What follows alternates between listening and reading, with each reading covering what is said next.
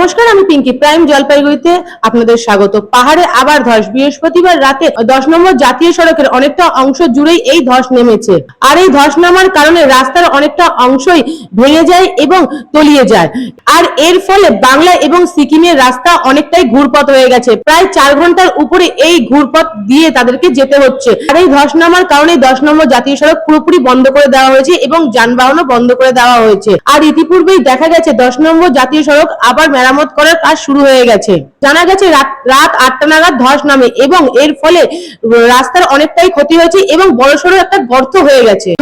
জাতীয় সড়ক কর্তৃপক্ষ জানিয়েছে 6 ফুট পাহাড় কেটে এই রাস্তা আবার নতুন করে নির্মাণ করতে হবে। তবে অত তাড়াতাড়ি এবং অত সহজে 10 নম্বর জাতীয় সড়ক থেকে যানবাহন চলাচল কিন্তু শুরু হবে না, এমনটাই জানিয়েছেন জাতীয় সড়কের কর্তৃপক্ষরা। আর এই 10 নম্বর জাতীয় সড়ক বন্ধ হওয়ার কারণে পশ্চিমবঙ্গে এবং সিকিমে প্রচুর গাড়ি আটকে রয়েছে। কখন এই সড়ক খুলবে সেই অপেক্ষাকৃত। বর্তমানে 29 মাইল এলাকায় ক্ষতিগ্রস্ত এই রাস্তায় কিন্তু শুধুমাত্র জরুরি ভিত্তিতেই এই রাস্তা দিয়ে ছোট হালকা গাড়ি যাওয়ার পারমিশন হয়েছে।